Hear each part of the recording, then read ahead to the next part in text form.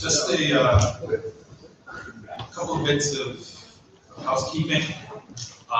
You've all been very active on Twitter, I'm told. The hashtag for today's forum, which is hashtag T4SD, for being numeric for rather than spelled out, is trending in Geneva and Switzerland, but I'm confident we can do better than that. So if you want to push it out into the quote-unquote Twitter sphere, please use that hashtag.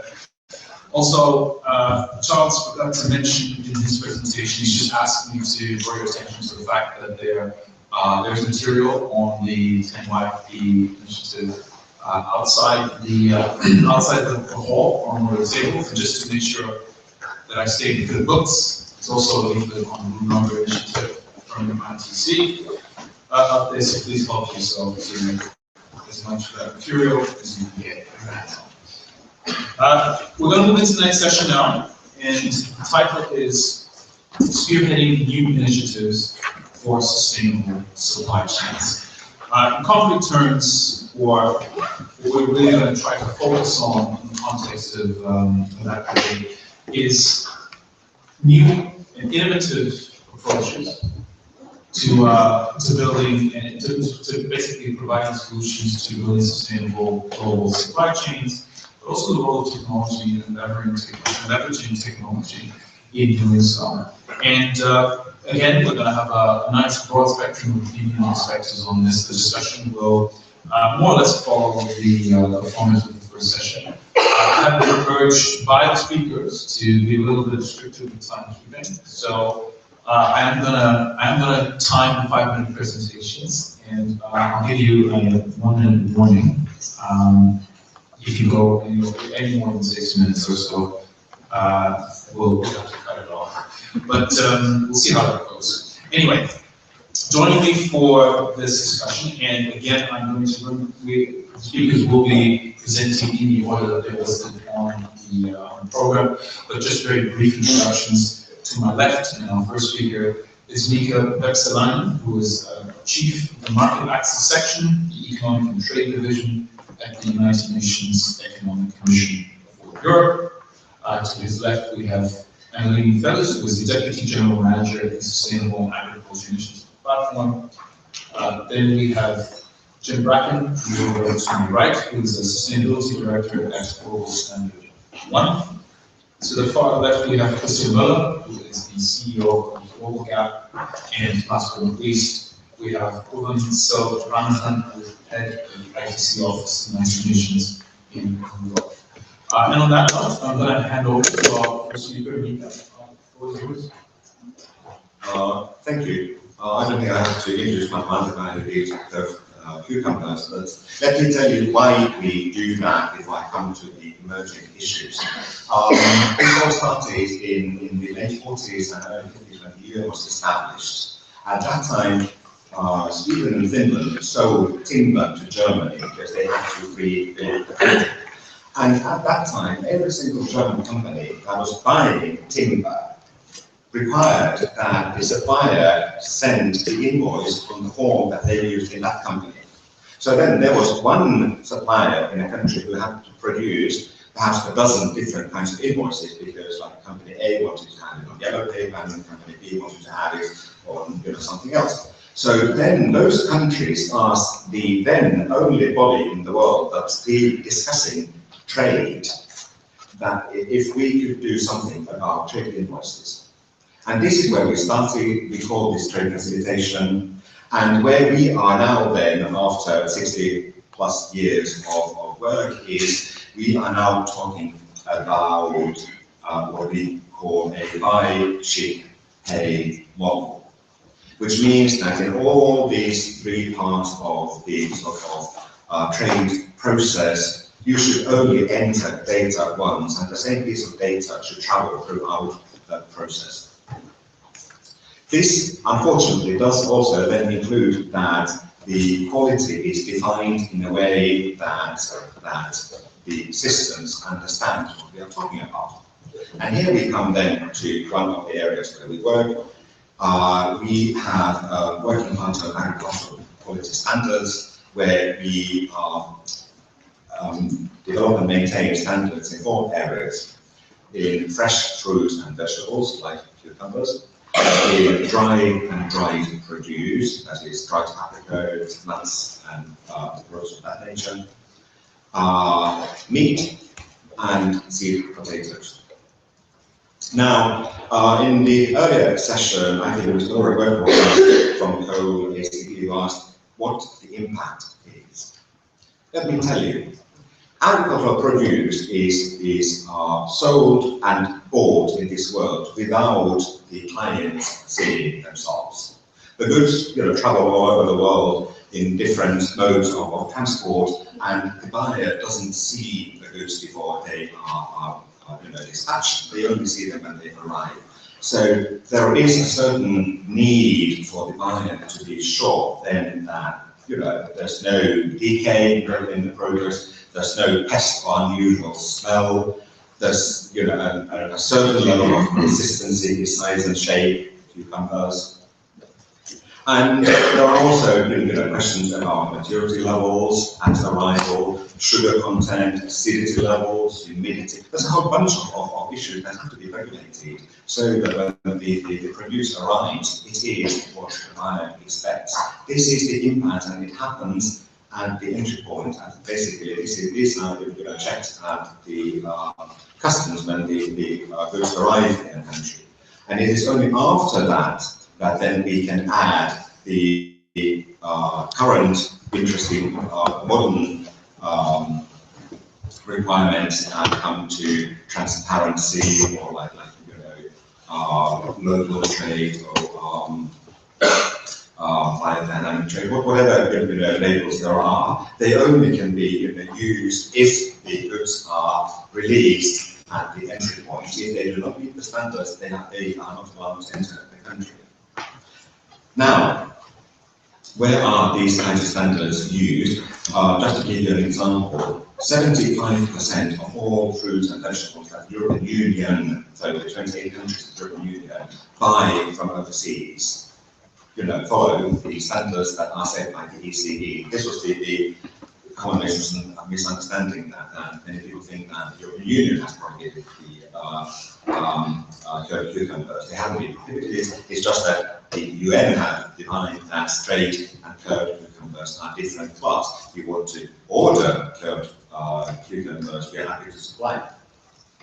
Now then, coming to the topic of the day, really, it is important first that standards reflect reality, current market practice, sustainable criteria, and what consumers want and need.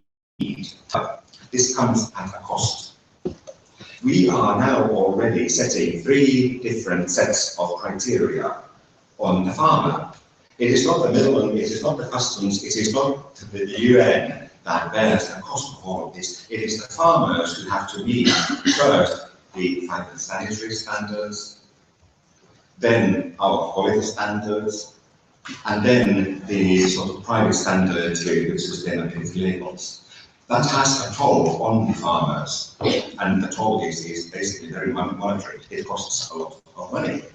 So what we need to do is then to try to define the sustainability criteria and integrate the sustainability criteria into the work so that the environmental and sustainable consumption patterns can be taken into account and widely available at a cost that is bearable for those parties who have to meet the requirements. One thing that then this leads us is a discussion that when you have strict standards, you are bound to have waste and loss. And this is something that is an emerging topic in our discussions. I am pretty sure that we, in years to come, we will have discussions on what we could do about waste and loss. Between waste and loss, waste is waste, so what just when this waste is thrown away. Loss is the part of produce that has to be sort of taken out of the batch because it doesn't meet the standards. And for instance, I mean, if you just take container, let's imagine that we have a container of apples coming, over 6 months. One more sentence. If you have a container that has apples, say from Central Asia to Europe, the cost of the container alone, the transport is about $3,000 to $5,000. One rotten apple will ruin that for you. And I'm not yet talking about the cost of the produce, just the container. So these are the issues, and to conclude, I really welcome the standards map. I think this is one of the best tools I've seen in years, and we're looking forward to work on that with ITC. Thank you.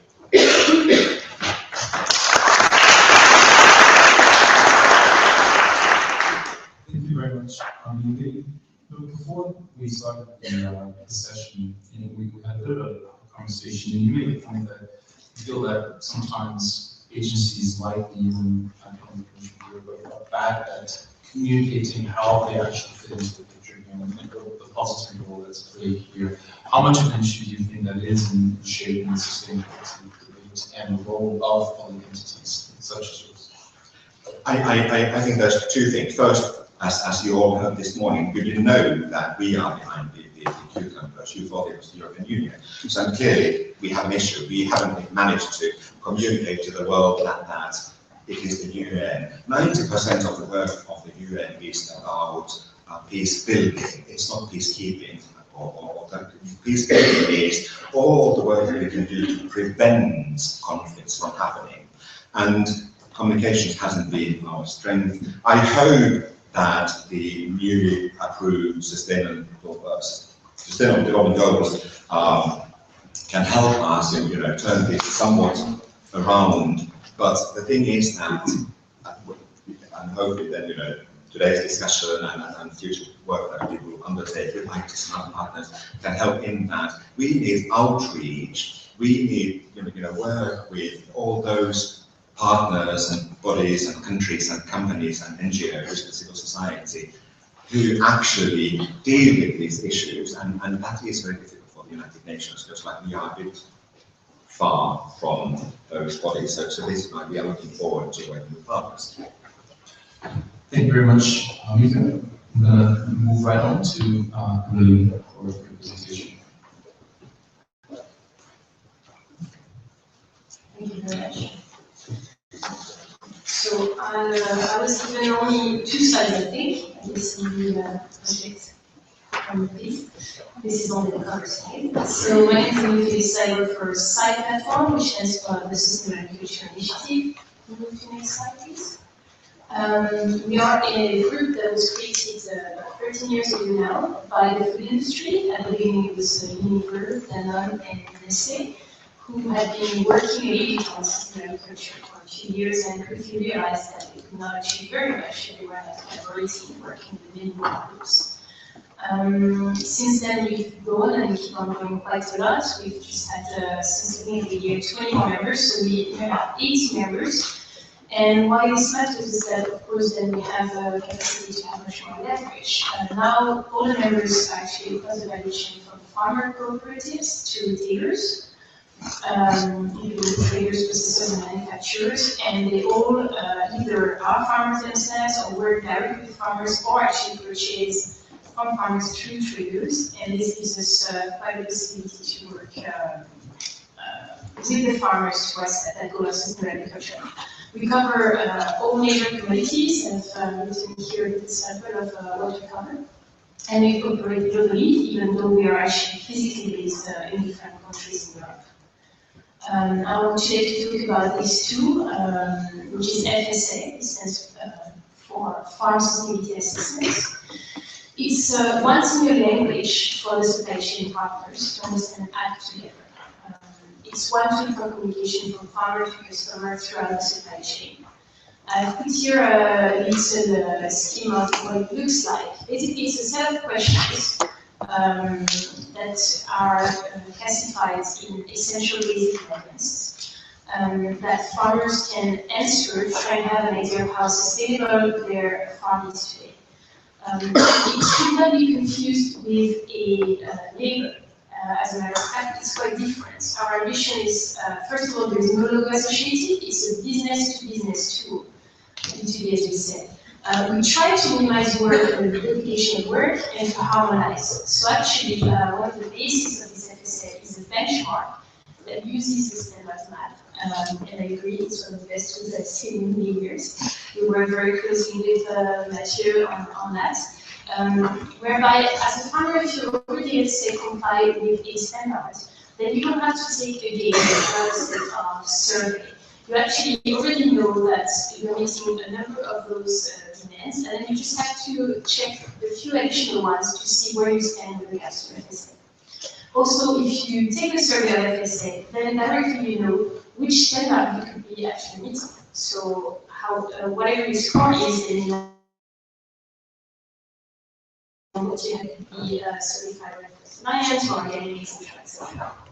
And finally, very important is that we look for continuous improvement. So it's not your in or your out. That's the reason for this bronze and silver and gold levels.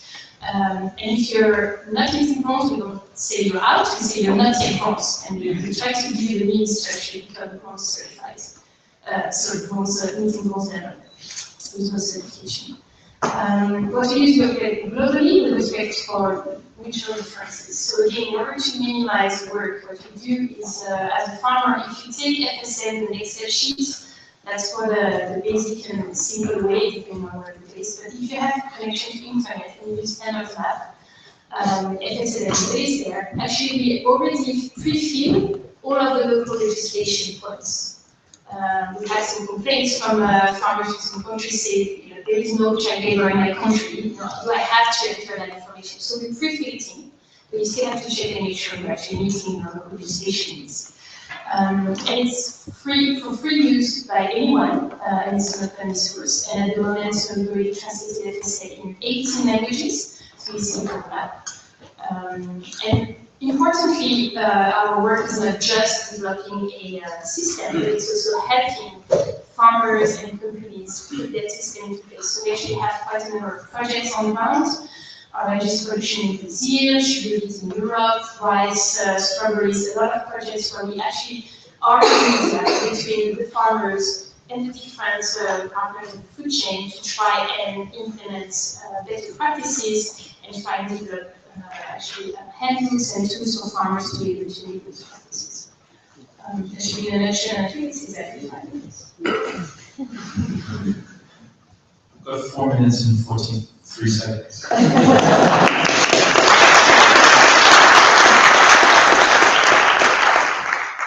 Just a quick follow-up question. Important point there at the end is it's free use and open source. But how do you ensure actual equal access? Because while in principle, yes, it could be free and open source, reality of limited infrastructure, etc., might look against certain geographies. Is this something that you factor against this? Absolutely, and it's one of our biggest concerns today. So I would say that we have FSAs organized with different subcommittees in which contribute all of the members of the platform. One of the subcommittees is called enablers, which I happen to coordinate.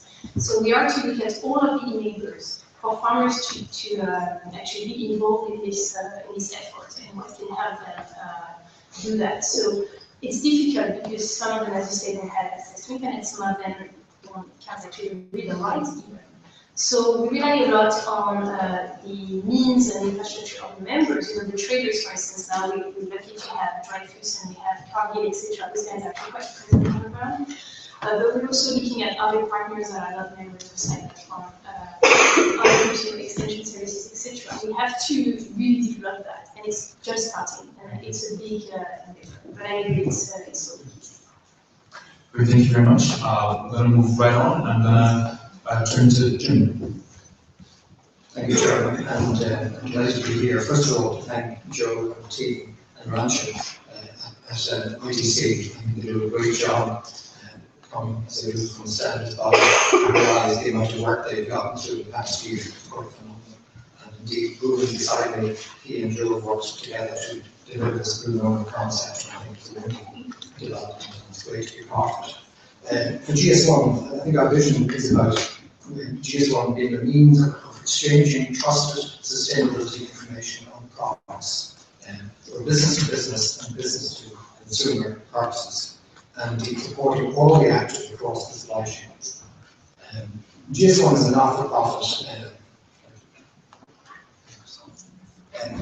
not-for-profit neutral organisation. We provide open supply chain standards for the efficient management of supply chains worldwide. All our standards are freely available, and you can download them for no cost from our website. Now, we do have fees, but they relate to the license of the numbers that we provide. And the cost of the numbers is relative to your local market. 99% of our members, our 1.5 million members worldwide, are SMEs. So really, it's about the SME community. And as I said, the local offices charge on a local basis, so it reflects the economy locally. The GS1 system of standards is a complex diagram which you're looking at now, but basically there are 3 principles here. There's question identification, of capture of data, and sharing information. And without going into all the things you see there, the 2 key ones here are identifying products, identifying locations uniquely and globally. And that's a very powerful way to ensure that the supply chain runs in a very accurate and efficient manner. When we talk about capture, we're talking about either scanning barcodes or indeed radio frequency tags. And this enables the efficient use of, it supports the physical flow of goods, because goods obviously travel across the supply chain. But as they do, by scanning and therefore capturing data related to the goods, it makes the process more accurate and more efficient for the users. And this is the real value of GSM. It makes this huge efficiency of business.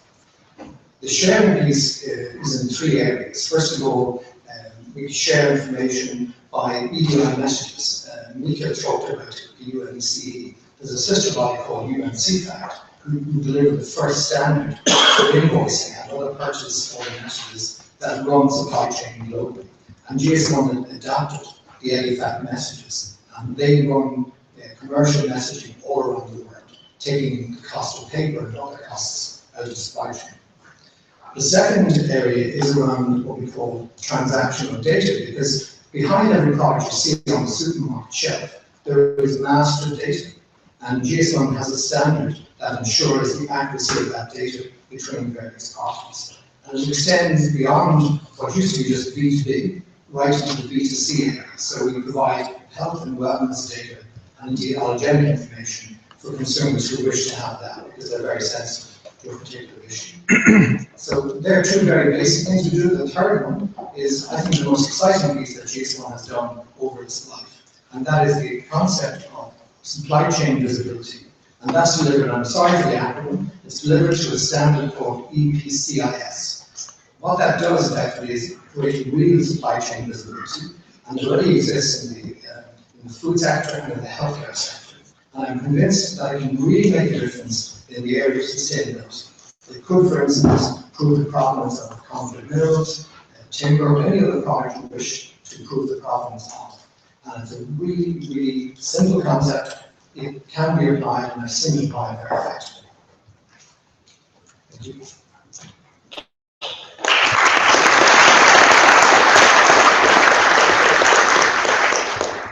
Very good one. Thank you very much, Jim. I'd like to similar question to as that Sam. I mean, we've got a rather interesting statistic on that: 5 billion scans a day.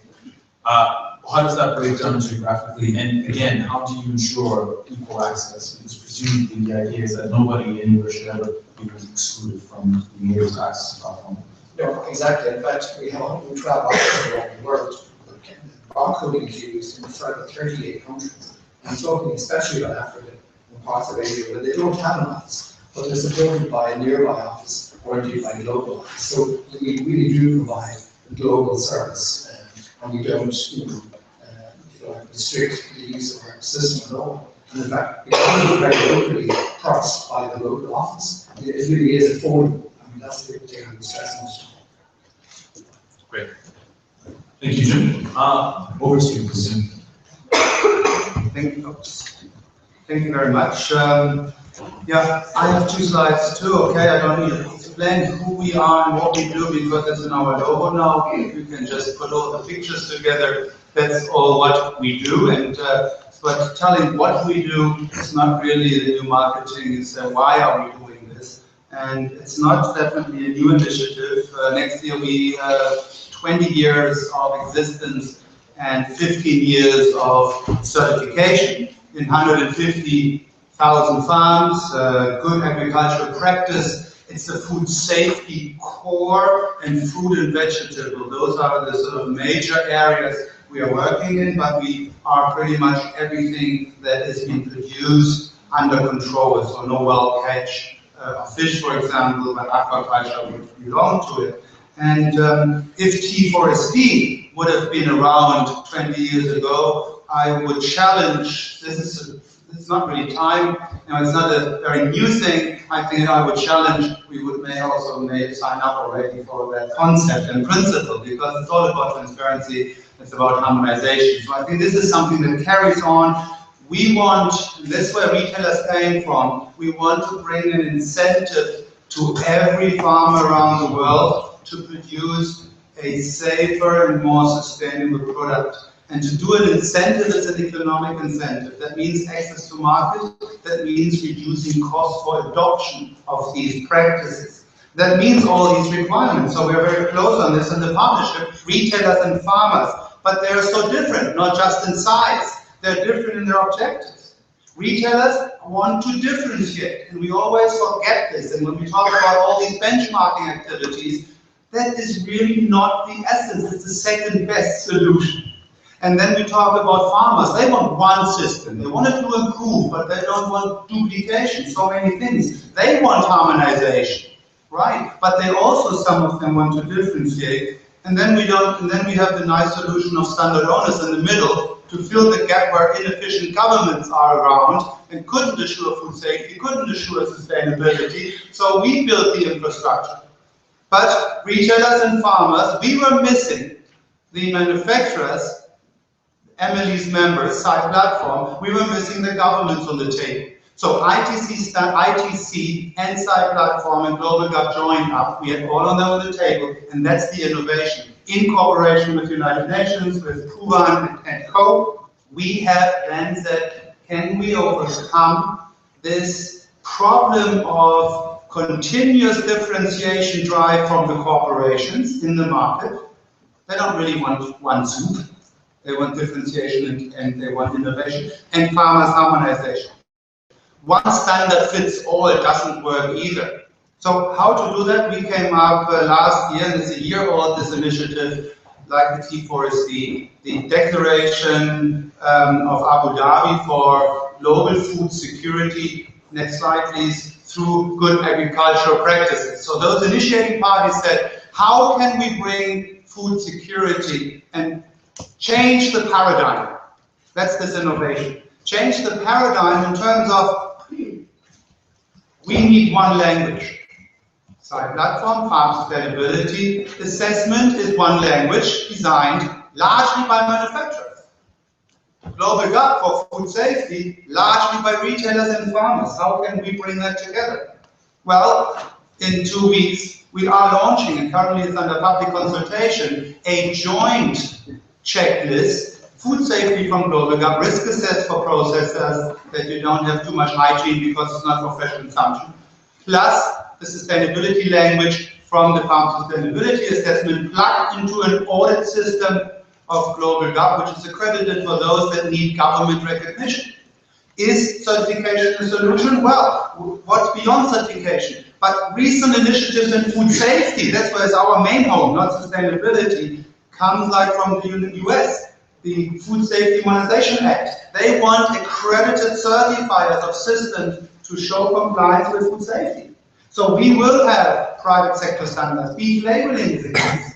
I think we need to work publicly together with standard owners and governments and follow these objectives, a common set of practices. That's in the ITC standards map, we see it. Farm ID, Kuban will talk about the first step. We already aligned that with the blue number.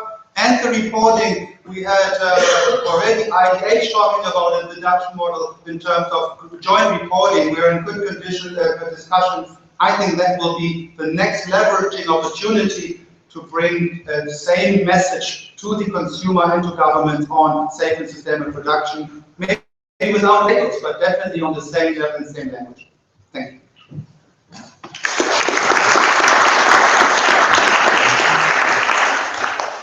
Thank you very much, Christian. The declaration of Abu Dhabi, it tackles a core challenge which you outlined, which is how do we speak with a common language?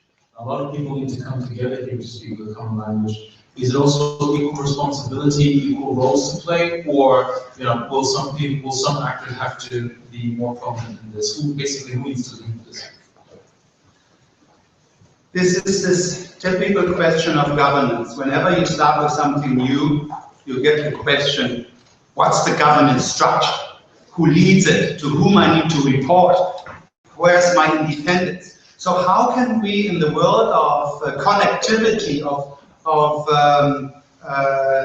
all the internet system, how can we enable every autonomous organization to build an incentive-driven environment to come to the same objective? The other way around, like good market economics. You have a framework and everybody tries to excel, to do for their own objectives, and the joint objective is better wealth, more wealth. And this is the same here. Standard owners can actually engage with the standards map tool in the future to show how they comply with others. So they can actually collaborate on that level. There is not anyone benchmarking on top, put them in the box. Many benchmarking systems, you're forced to be benchmarked, just to be equivalent.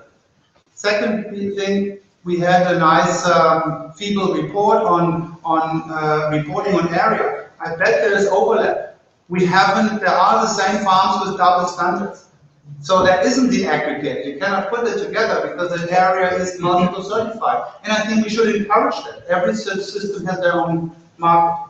So the idea is enabling collaboration where standard owners, as the drivers, and we all agree we need them, find a way that it's profitable for them to join work and not to compete about the same low-hanging fruits. So no leadership from top, it's a bottom-up. Great, thank you very much, Christian. Juan, over to you. Thank you. So, I have some slides. And also apologize in advance if anyone sees these slides before. So we've spoken a little bit about the blue numbers and others, and other aspects of blue numbers. What I'm going to talk about today is the thinking that went behind why we are offering the blue numbers and the way that we're presenting ITC and the UN system and the compact before and so forth. It's an infrastructure for how we see food systems.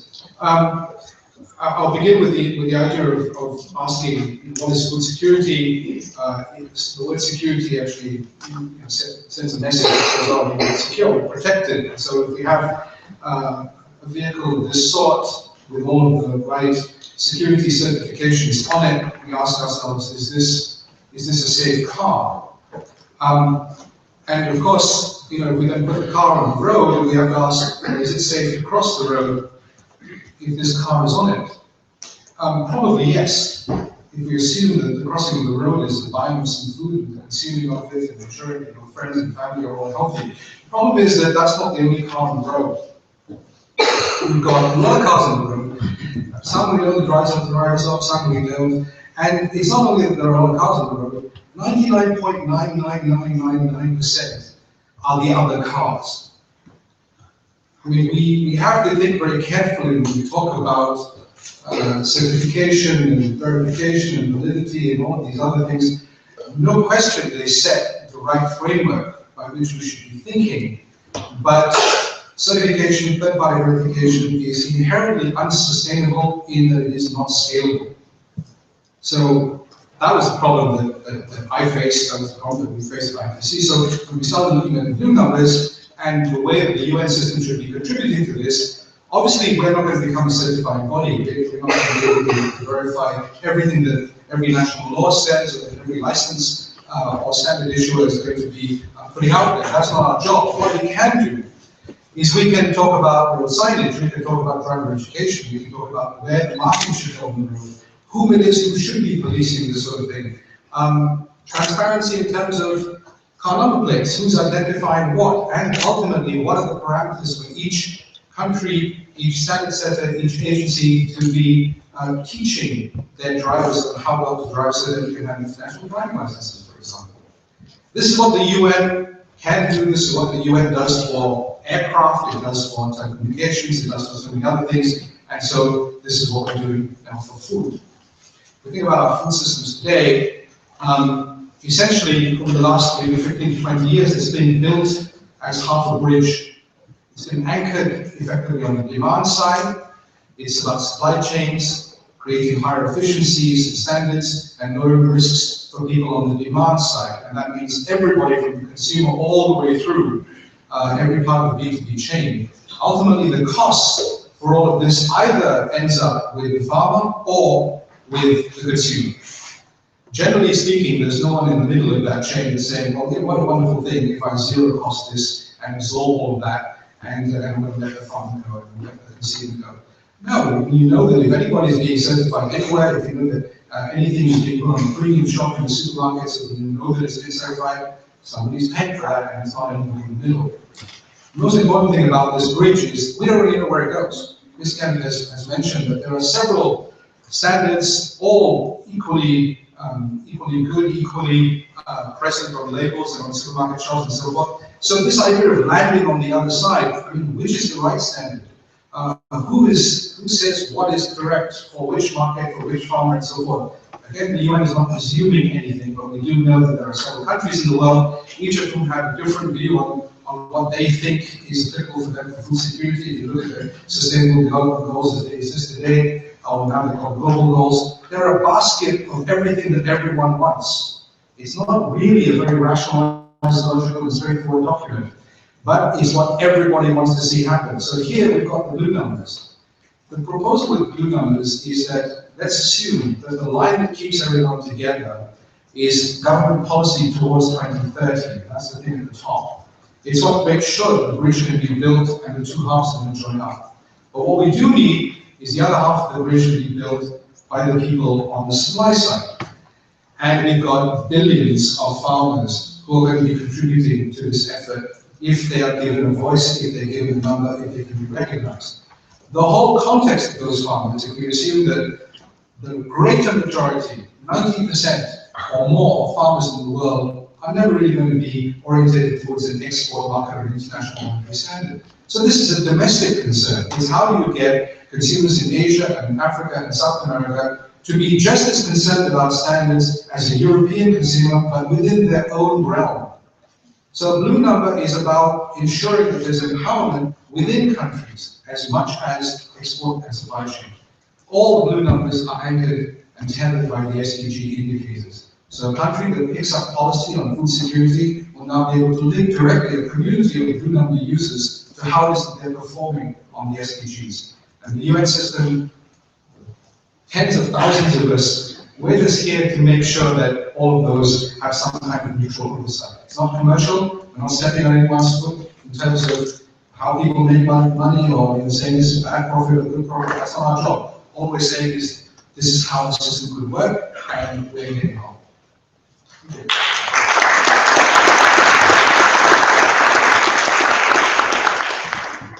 Thank you very much. Well, the blue number initiative has just been launched. Yesterday and today we talked a lot around this potential. What needs to happen from your perspective in the next 2 to 3 years for initiatives like this to be considered a success? Obviously uptake, and I think this is what we're looking at in terms of ensuring that it follows how it is that we conceive of systems today, not just food systems, but if you imagine that the internet came before agriculture, we wouldn't have the type of feudalistic agricultural semi-industrial systems that we see today, where you have some person at the bottom of the chain and someone else at the top of the chain. If the internet came before agriculture, everyone would be in the chain and everyone would have an identity. So that's how we see it. Millions, tens of millions, billions of people being included. I would also say that in no language in the world is, hello, I'm an auditor, sound good. Whereas if you say, tell me something about yourself, and here's a profile, you know, I think that's going to work a little bit better. Great, thank you very much. Well, now, we're doing very well for time. We've blitzed through the presentation, so at this point, what I'd like to do is actually give the speakers an opportunity to maybe build on anything that's been said. If you want to respond to anything that's been said, or want to add anything, or maybe challenge something, now's a good time to do so. Jim? Sure, thank you. Yeah, somebody asked me about traceability. Is it a pre-competitive thing? Is it a differentiation? I honestly believe it is a pre-competitive issue. I've had experience working in traceability in healthcare, in cosmetics, and in food. And in all cases, I've actually found traceability audit to be very, very productive in terms of improving efficiency, but even return on investment. I mean, people don't normally do traceability to have return on investment, but in practice, that's what they get. So to me, traceability comes free. It shouldn't be seen as a cost. I think business really needs to adopt that approach. And you know, sadly, it has been seen as a differentiator, and I think that's where we go wrong, because if people are differentiating in traceability, it's just not the right way. Mika first, and then bring yours. Thank you. There's a couple of things I'd like to comment on. Firstly, there's this issue of differentiation and transparency and harmonization. I think that this is a big issue, and that should be really discussed thoroughly. But how we see where the sort of bottom line goes is that what we are talking about when we talk about agricultural quality standards, we talk about the minimum standards. This is the minimum everybody has to meet, and then what you want to do on top of that, then that's all up to yours. I mean, that probably should solve some of that.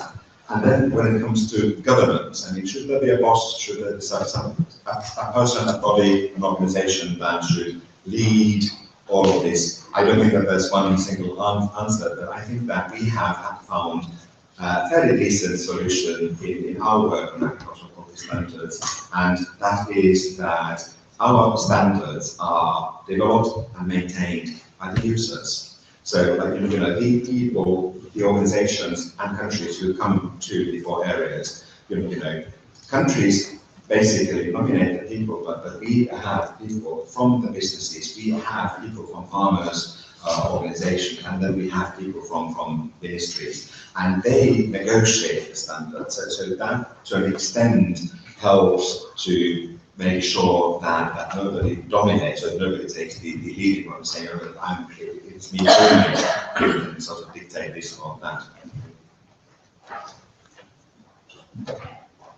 And the observation, obviously, drawing another picture of Kuban on the bridge. Of course, I see already the standard owners still on the ground there. They need to just be plugged in, and then you actually have the bridge, because there is something on validation and trust. Self-reporting isn't enough. The bridge needs to have that sort of static component.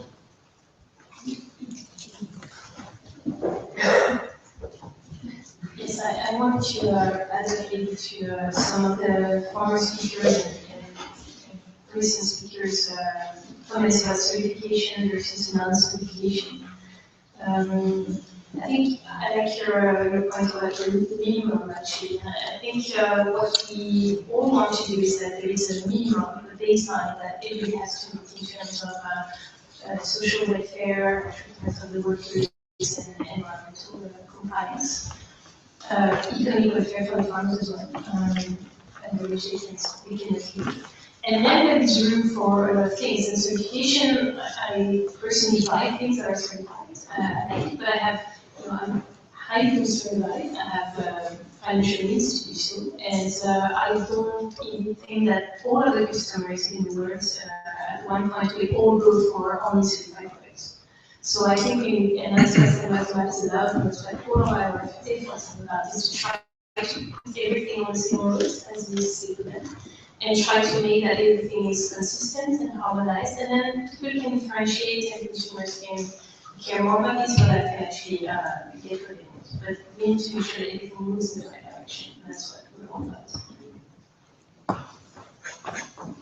Any more thoughts? Yeah, the thought is that, let's not confuse the idea that I'm not against certification at all. In fact, I think it's going to be a good thing, but it's a leading edge. It's a leading edge on how it is that everything else should be following. I'm an architect, I believe entirely that, I'm an architect and no one else should be an architect. That's how all architects think. And God help us if we find something else to be the architect. Which they often do when it comes to homes and so forth. So, extending the principle, within a government, within a context, people do want to feel as though they have ownership of the project. And today, when we look at food systems and food security systems, I don't think everybody feels as though they have ownership of that. They feel that people are flying in and telling them what to do. And that's not working for governments. It's not working for states. It's not working for the domestic situation. So when we look at supermarket products and so forth, they've already been through some degree of standardization and certification. You take it for granted. You take it for granted that there's always some food safety and other things which are in there. What you're now looking for is the additional label that says that someone else has looked at it and now complies to standards which perhaps only have emerged in the last 10 years. It helps the planet. It makes sure that it doesn't do this and the other. Now, the basic standards are still hidden, but they are there. So when we talk about standards at the UN level, what we're saying is that national policy, national laws, and all of these other things should be the first place that farmers should be able to find answers. Before they gravitate towards international standards and so forth. But today, if you're a farmer that's coming into a supply chain, the first thing that you're presented with generally, if you're from Africa, might be a standard for Europe. So when we look at the standards map and we look at other things that we're trying to put into the common infrastructure, we have to be able to match what people are already doing with what people are expected to be doing.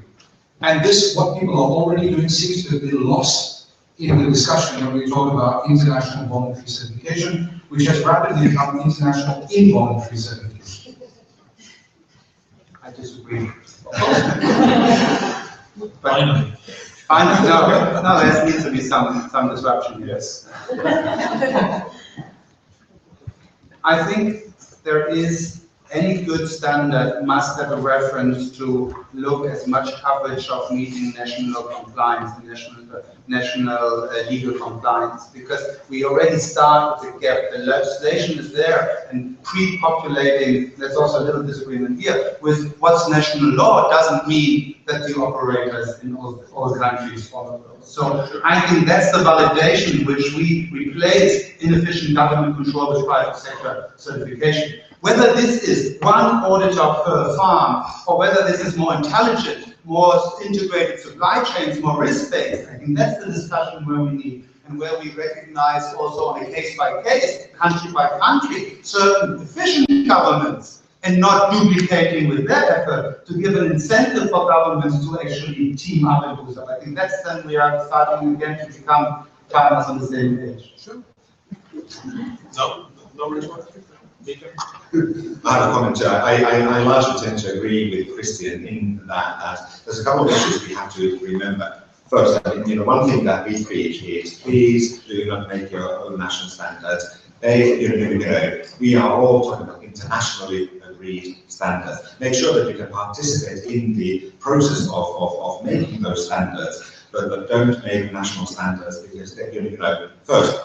We are talking about, in international trade now. Nobody says that you have to use the ECA standards or whatever other standards or labels that we have. If you only produce for your own family in your own country, that is totally national and nobody's requiring anything there. But if you want to participate in international supply chains, this is a fact of life, and unfortunately, life is not fair. You have to be able to meet the standards that your buyers expect you to use. There's no other way. So promoting national standards is not a good thing. Just to give an example, just remember when the Soviet Union collapsed, there were 15 countries that had costs they still suffer from that. What we are trying to do then is now then, come over to, those barriers to trade and start then helping basing their standard based on internationally agreed principles, at least in standardization. Thanks.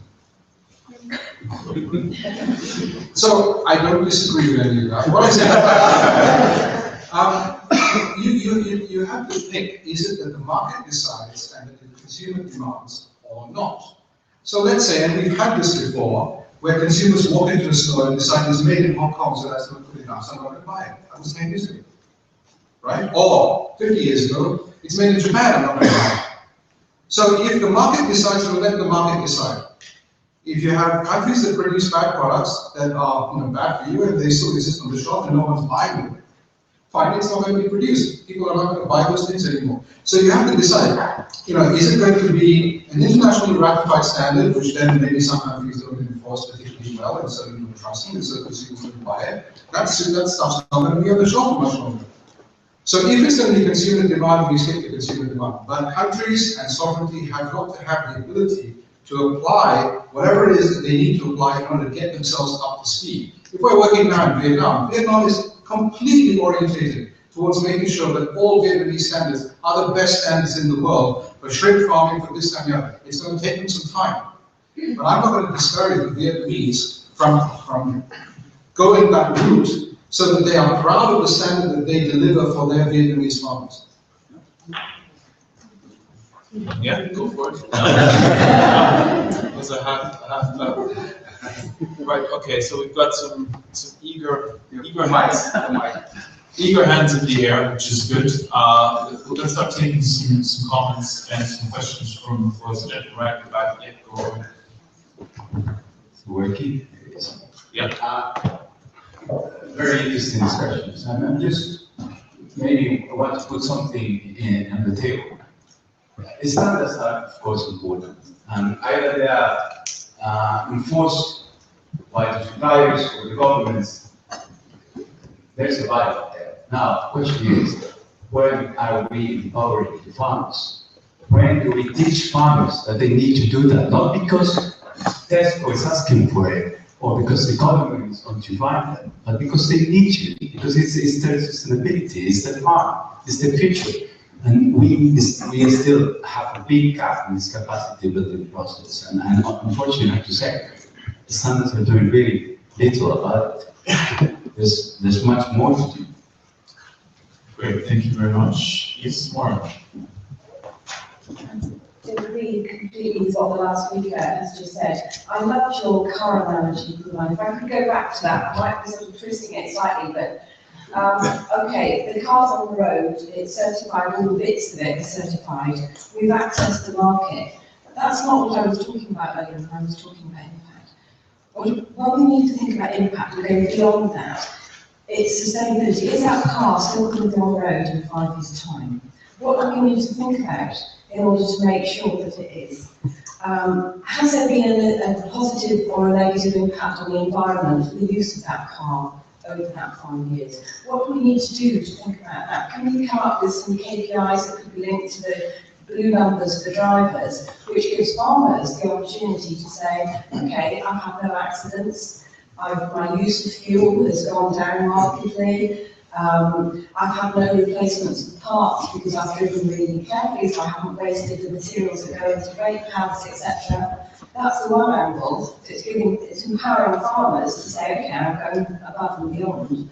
The other thing is, what do we do to influence behaviour? What can we do to make sure that that driver does that? What's the business case? Okay, your insurance is going to be lower. You might save quite a bit of money on fuel. That's the level that I was talking about. We need to go beyond just ticking the box and say, okay, we've done the bare minimum, but to really be sustainable, to really meet what we're talking about with the Sustainable Development Goals, we need to go further than that. And it can be done, but it just needs to not just think about certification standards, but to go beyond that. There are more questions, but the panel is desperate to these points. So I will come back, but let's just get some thoughts. Thank you. In fact, one of the people who spoke, we were talking earlier on about change behavior. and that's very much what it's about. I like to often compare with when you're trying to get people quit smoking. It's not because they're being told that it costs a lot and it's not good for the health, instead that they could be able to stop to quit smoking. It's about their own drivers and their own hurdles and finding what is going to motivate them and how they're going to be able to overcome the hurdles. And I think that's exactly what we are facing today and what we need to address. What are the hurdles and what are the drivers for a farmer? You talked about economic drivers. That certainly is maybe one of the most important ones, but it's not the only one. You know, farmers are also very much concerned about the pride of being a farmer, how they take care of the lands, how their families raise the community around them, etc. And not just the communities. And all of that, no, it's the communities. It's the psychological hurdles and drivers that are very important that we all tend to often actually forget, and that play a key role in that. Platform has issued a report recently. It's called Farmer Partnership, which looks at all of these hurdles and drivers, be it psychological, economic, political, etc. And it's just a start, but it's something we all need to think about and see how we can work hand in hand with farmers. What talks to them, what is in there for them, and only then will they be able to engage on that path. Otherwise, if it's just carrot and stick, we're not going to go very far. Well, it's also the carrot for tomorrow. It's a carrot I have as well for my grandchildren when I do something today and have that long-term perspective. So it's not this one carrot you see right there and you just want to grab. So it's a long-term. So economic is underlying. Of course, the work-life balance and what we have, and we work less and instead of more money and more time. Yeah, that's maximization. I understand that. But I think this is a lot of the economics part, and that means also the cost side. To your question about capacity building, one of the barriers is still for capacity building that we do not speak the same language, that we don't know what to train for, that these private voluntary standards are private, and many governments that would like to invest in the nationalistic, that on the national level in agriculture, they don't want to use an international language and standard to train their farmers. So we need to build that translation tool with ITC Standards Map does, open source, take it, regardless how it looks, right? So you do that language, which is your national, indigenous language of good practices, and we know it's translated to food safety sustainability. They adopt it, they know it, they understand it, and then I think money will flow in, adoption rates will increase, etc. So we're providing that road now for capacity building cars, and make sure they have their license plate and they all have their driver's license. Before we continue with the car analogies, I'll just try and get in on this, and then maybe get some thoughts from No Volkswagen. I'm going to talk about cars. I'd like to go back to the question on capacity building. Like, a bit philosophically, is a standard that everybody uses it? I don't think so. So I mean, clearly, there's an issue. The issue, though, is that let me just tell you, we had earlier this week a meeting of our meat group. In meat, we don't do quality per se, we do the cuts. We define how we have to cut animals so that they meet the sort of requirements in international trade when you get 10 pieces of meat overseas. In these discussions, we touch these things. We are going to organize a series of our trainings and so on. But the thing is that I have available 2 experts that I can send to do training so that they would go to, we are talking about Central Asia, like 5 countries. I have, currently available 2 persons I can send, to then start going through slaughterhouses where they show, this is how you kill an animal, this is how you cut it, this is what you do. I mean, these 2 people will not save the world. So the issue obviously is, where do we get the capacity building then that the farmers would need so that they can start using the standard and then they start participating in international supply chains? So I know I have been trying not to use Volkswagen as an example as well, but it's brilliant because somebody was certifying those cars. You know, these people, some winning awards which they have to give back yesterday. So, you know, for me, I think that Volkswagen is a very good example of putting your faith, trust in a system and then buying a label and paying a premium for it, and then just not getting the right thing. So, that's an interesting view of certification. The car analogy just plagues me because, okay, I don't have a car. Because in New York, I get to use a lot of taxis. Every time I get into a taxi, I find a very unhappy taxi driver. Because for me, that's like a contract farmer. This guy has got to pay license on these vehicles, to pay for the medallions, to pay for this and the other. I've never met an unhappy Uber driver. I have no problem with Uber, one way or the other. All the Uber guys just really, they're their own businessmen. They have an app, they do their thing, they know how much they have to give the company, how much they make themselves. I find that this is a transition period between the world of the taxi drivers who are essentially controlled by cartels, and then you've got the Uber drivers. So, take away what you will. I haven't met a miserable Uber driver, but perhaps he was just having a bad day. Jim, obviously, sure. Yeah, I mean, what really attracted me to this whole idea that Kuban explained to me in spring last year was the idea that we get to reach upstream, because GS1 is known for anything, is the downstream from manufacturing to the retailer to the consumer, and we didn't have a strong presence or any presence upstream with farming and so forth. And that really struck a chord with me. And the question that Roberto asked about the farming community, having the opportunity to be here on Wednesday afternoon at the WTO session, and I heard the president, a very charming and very articulate lady from Zambia, talk about the needs of farmers in Africa and elsewhere. And this is the opportunity. This is something that I think the initiative by Ruben and Joe and DGS1 is going to give us. It's going to give us the opportunity, first of all, to identify. Because if you don't identify them, then you really can't work with them. And I should have said, by the way, GS1 is also signatory to the Declaration of Abu and again, would be great supporters of the whole initiative. So, I do think we are on the verge of doing something really important. Just say, now is the time to do it. The capacity building is clearly the big issue. And indeed, I was hoping that say you'd be here today. So unfortunately, you are. I do apologize for that, because to be honest, I looked earlier and I couldn't see you. And you really inspired me. And perhaps you might use it to you, because your talking is inspiration, seriously. Would you like to give us a that looks like a no to me. I'm surprised you were so inspirational. Just a quick thing to add to what Jim has just said. I firmly believe that the future is in apps.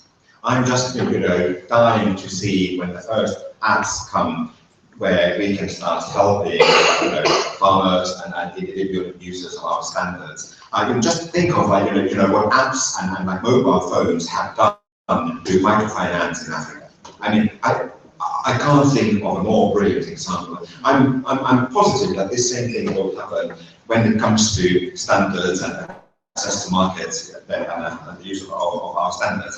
At the same time, I don't see it happening anytime soon. We are now working ourselves on an app, possibly in our seed potato work, and let me put it this way: the UN is somewhat cumbersome in this issue. I think that qualifies as an understatement, but that's my personal opinion. Let's take a few more comments and questions. Start with Austin, and you as well, Charles. I think the Uber example is fantastic, but I think that's where you actually contradict yourself. Because Uber had a problem in Europe, because in Europe you have taxi drivers who enjoy social benefits through 100 years of labor movement. Uber doesn't respect that, and makes lots of taxi drivers really unhappy, and that's why we're unhappy to really take a taxi here. But I think this sovereignty point of view that you're mentioning is really, really important. I think it can be harmonized with Mika's point as well, because the way PFC works, right, every standard is developed from the ground up, which means that if you're in South Africa, you have people participating in the process saying, well, you need HIV prevention, you need healthcare. What does it have? They have to do with forced education, it has to do with the social component. You go to Vietnam, they're talking about trees outside forests, and that's important. So the important thing is that they have their own destiny, their own sovereignty, addressing the issues that are really, really important. And what PFC then does is we assess those standards and we make sure that we all meet exactly the same benchmark globally. However, that is where the problem comes in. How do you define the global benchmark? And how do you ensure that what is relevant globally is not an unnecessary or potentially unnecessary market entrance barrier for developing countries, for small farmers, and so on. That's a different discussion, and that's what I mentioned also in the comment before, that we have from the demand side, from Western-based retailers, from Western-based procurement policies, sometimes issues that seem to be logical. Fair labor, fair wages for labor. Fantastic idea. Talk about that with South African. They will say, no, if you do that, that will lead to mechanization in our plantations. That will mean that we will lose tens of thousands of jobs. So I think that's a discussion that we need to have. What is it that we want to have internationally, and where do we give leeway nationally to allow countries within their own environment to define what they understand, what is sustainable in line with global economies. Thank you. Charles? On this whole question of capacity building, I mean, the basic problem we have with capacity building is we're not doing enough of it. It's a question of scale. The government sources for capacity building, particularly to small-scale producers on the ground, is pitiful. And there's another problem with it, is often its capacity building is constructed around policies, it's not constructed around engagement with the private sector. You have to engage people because they understand the reality on the ground. It is the small farmer on the edge of the Maasai Mara who understands what he needs. It's not the agricultural official sitting in Nairobi. And so we are, and this is where, it's going to sound slightly sycophantic, but I think this is where ICC really comes in, because they're working with those people, not so much the guys sitting in Nairobi. This is one key to it. Another key is the scale. You've got to, it's so small, it's so scattered. You've got to do much, much more. And you've got to do it in the context of the supply chain. The last point is certification. Don't underestimate it. It creates a new dynamic in the sector. We put certification and verification out there, it changes the dynamic because it forces people in the first place to choose if they're going to do it. We saw this on Forest Stewardship Council when I was working for WWF. The day Macmillan Bloedel changed their mind and went for FSC certification, the game changed. A lot of the forestry companies that were opposing FSC and trying to kill it in the ISO and elsewhere, they just stopped. It's like, okay, they were against it, now they're for it. This means we have to rethink.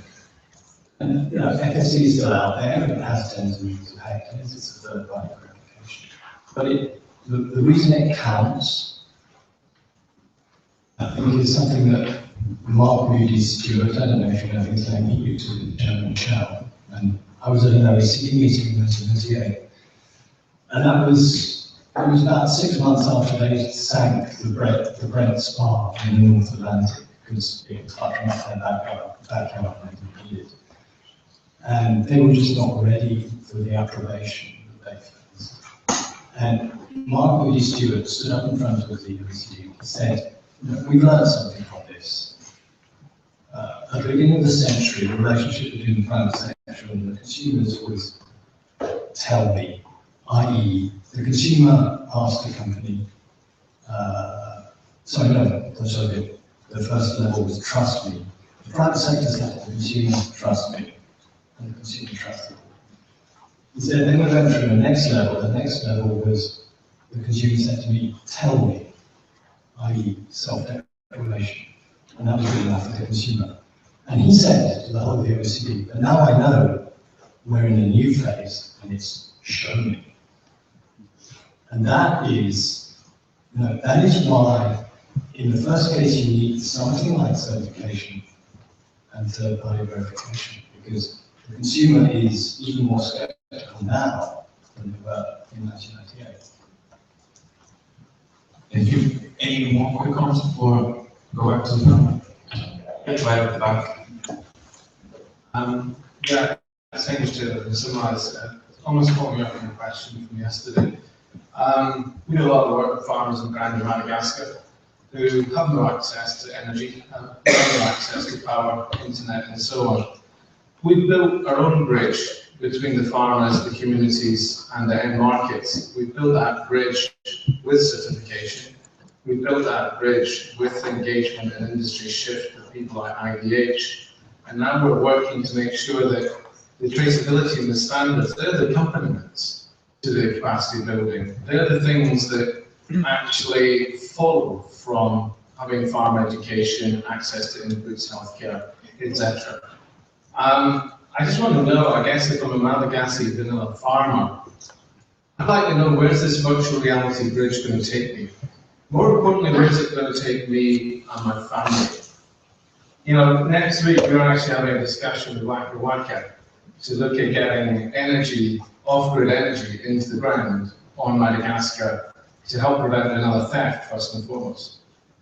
But I reckon that we need to look at this sometimes not just from the viewpoint of the consumer and the retailer wanting traceability all the way back to the source, but actually where does it fit in the priorities of the farmer, the smallholder community, and the villages that they live in.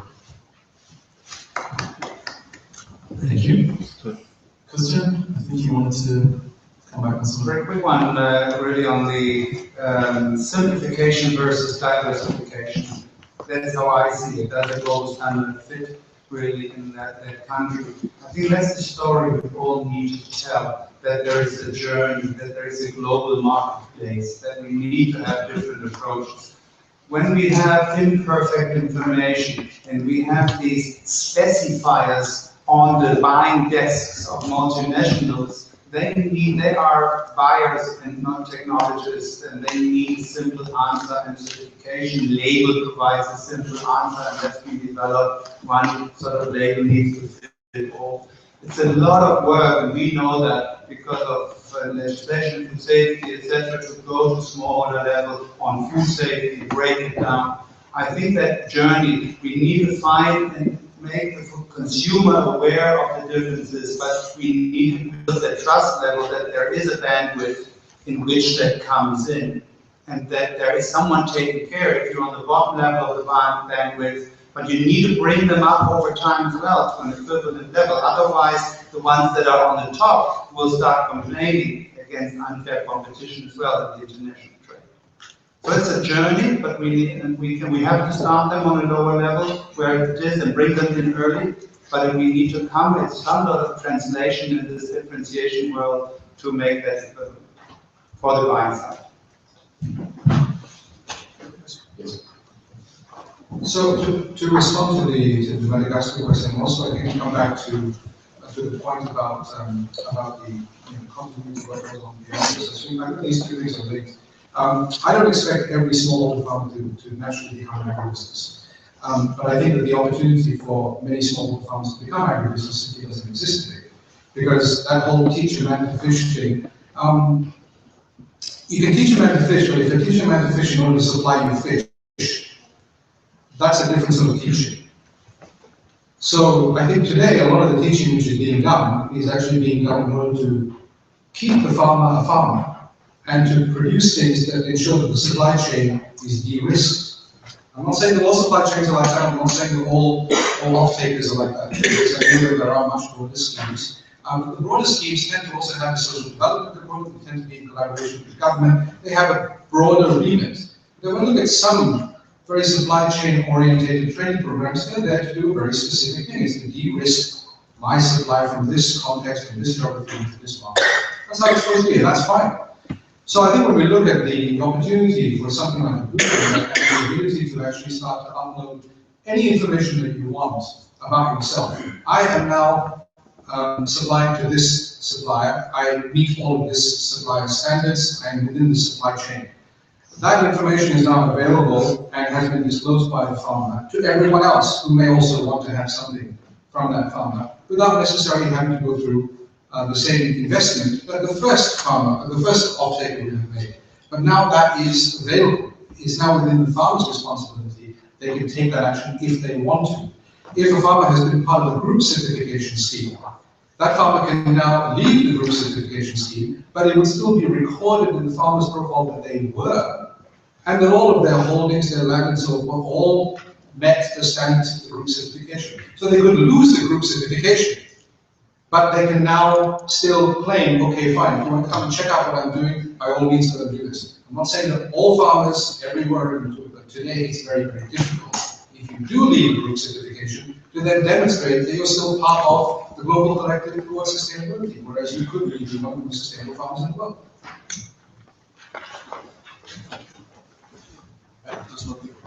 Does not have any more immediate comments? I think there were a couple more. Actually, there's a follow-up. I'll get to you in a minute. There's a follow-up on this issue of this small I account. promise I'll be very fast. Just to say, Kulan, if you want to come and have a look at what we're doing, you're more than welcome anytime. Because there's an awful lot more goes into what we're doing than just simply looking after a myopic focus on one single material. There's an awful lot of crop diversification, there's a lot of social engagement, there's a lot of training and literacy, of numeracy and everything. So I think you're absolutely right when you say don't judge all supply chains the same. But you're more than welcome to come and have a look. So I agree with Christian on what he said about the national translation. About the national translation, Elias, that one from issue. So I agree with Christian on the national translation for accessibility, but much more should be done also on the national translation of the term of sustainability and how sustainability could be assessed at national level. So we can have farmers identify weaknesses and design different intervention, economic, social, and environmental dimension to promote sustainability. Actually, I had an experience where I tested modification of IDEA model and interpreted as example because this is a French farm sustainability assessment model, and I did the adaptation to use it in Lebanon, so we can help farmers to promote sustainability. Because you know about the average farm size difference between the European and the small scale in the Middle East. And actually we faced a lot of challenges because at small scale level it's very, very, very difficult to try to make a rapid, not a rapid change, a change at a short time where there's no incentive for farmers. So if they adopt sustainable agriculture, what is in terms of top priority their economic profit or economic sustainability? So the concern that I have is that such farm sustainability or recommendation, etc., they should be not even regional specific, they should be national context specific and a bottom-up approach to be able to have a measurable impact. Thank you. Thank you. Before I bring in the next comment, I just have to make the observation that the women in the room are being very quiet, which means this discussion. Right, there we go. There are a couple of hands there. Thank you very much. We'll take a comment there, please. There's no doubt. Is this on? No. Okay, thank you. There's no doubt on the importance of the role of standards and capacity building as drivers, but I think what we're failing to talk about or recognize is the opportunity of the delivery, the mechanisms of delivery of those drivers into the field. I really appreciate the comment about the app, and what I see is, my name is Susanna Crespo, I'm with Esri, a software company for GIS and geography and maps. So what I'm bringing is this perspective of the West Coast of the United States that sees innovation in delivering solutions. And what I would love to see here are more ag tech entrepreneurs wanting to take the problems and create apps and compete against it and have 10 or 20 people trying to deliver the best solution, because it's awfully difficult for that onus of the delivery of the solution to fall solely on ITC and the groups that are here. I'd like to see that delivery mechanism broadened. Thank you very much. You've essentially posed a question that I was actually hoping to put to the panel, which is sort of where are the apps? You know, where is the technology? Why is it not taking center stage? We know we're entering the digital age well and truly. But there was another comment on this side of the room before we come to responses. I'd like to take that one as well, please. Well, actually, it's about I'm monitoring. I work for EC, so I understand more about the quality standards. But I'm a little bit curious from maybe I want to get ground level question. My brother is a farmer, and I can see traceability, potential traceability on different global location numbers.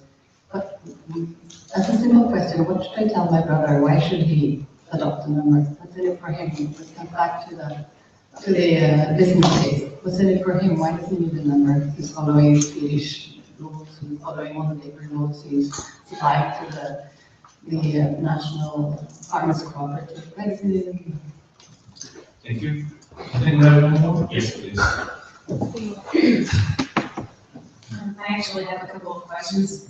But one of them is precisely, I mean, the blue numbers here, it's called a global registry for sustainable farmers. So I'm wondering, is there actually any criteria in there to prove that they are sustainable? So it's from the point of view of ignorance, you can tell us a little bit more about how can I track this registry as on sustainable farmers? And another thing is about the traceability more for the regime. You talked about traceability. How can that work with multi-ingredient products? And finally, something is perhaps a little bit of the elephant in the room. We're talking about supply chains, but then the power across supply chains is not equally distributed. And what would be the role of standards in actually addressing imbalances in imbalances of power in supply chains? Great, thank you. Broad range of issues there. I think we'll just sort of run through the panel and see what you speak have to say. Maybe I'll start with you. Well, let me start because like I took up the apps. The issue with apps is that we are a standard setting body. What we do is what we call international public goods, meaning that every single standard that we issue is available for free for everybody, be it a country, be it a company, be it a farmer. They get them for free from us. For the time being, they get them for free as basically PDFs here on our website. That's not much in today's world. But the issue with apps is that somebody has to develop the app, the technology in it, and then we have to define what happens to the international public goods, because an app is not free anymore. Even if you buy an app for $1, one Swiss franc, that is often the case, at least in Germany today. Nevertheless, it comes with a cost. It so happens that the Office of Legal Affairs of the United Nations is now looking at it, because I can just send them to a question. So there are all sorts of issues that come to the picture when a body starts moving from an old sort of working method to a new one where there are no fixed rules yet. So eventually we'll arrive there, but it will take time. Then when it comes to the perhaps like now what a colleague of mine Mike said, and was talking about like where are standards then in this whole business of where's the power? A standard is a reference that describes how certain things should be done. It contains what those who draft the standard put in there. and it keeps containing what those who approve the standard want to keep in there. So again, the power is the standard setting process. This is why, if you remember, I said earlier that one thing that we are really proud of is that our standard setting process is really open. It's open for everybody, and it is unfortunately there where the farmers are largely lacking, because the fact that it's open doesn't mean that it's affordable for them. I mean, just like what it would mean is that if you are a farmer in Madagascar, you would need to travel to Geneva a couple of times a year and live in an expensive hotel and what have you. So there are the sort of side effects, if you wish, of that comes, with participation in this kind of work that unfortunately we can't help per se. Thank you. I think with respect to power, yes, I agree with you on the standard setting side, and we have good rules, and we have ISO in the room, and they currently you have set those rules, so we try to and will hope to comply with sort of multi-stakeholder approaches and to do so, but also, for example, in our case, we have 50% farmer growers on our board and 50% retail, so if that one of the parties walk away, consensus isn't there anymore. Of course, it's embedded, so there's no overdraw in one or the other way. So you get some sort of transparency and balance. And yes, we need more. We need more on the government side, and I would like to have more government standards that are practical. I'm more than happy if there is an ISO-driven part which I can build in as a component, or then the FSA as a component in standards, and then we just concentrate on those innovative parts where there might be more science involved, where the farmers might not immediately participate, or there's innovation where we have smallholders involved to bring something and build it. So I think this is one thing. The second on markets, size and apps, I think we're just lacking in the diversity of farming and cultures and products around the world, which is lack this market size for developing a valuable app. There's this very small markets, we get it already, it's high value markets, but the moment when we, with ITC, with Declaration of Abu Dhabi, develop the language that we can build a larger market, then these apps will come, I'm pretty sure, because that's then a nice incentive to go across these different countries and languages. So it's gonna come. They're just sitting there and waiting that the roads are built by Kuban and right, and then the apps drive themselves, and they come with different car maker brands. Anybody else? Just to quickly respond to the question, we have the blue numbers are currently being rolled out in about 5 or 6 different countries, and the value to, for example, a farmer in the Netherlands or in Denmark is actually very different to the value to a farmer in Vietnam or Malaysia.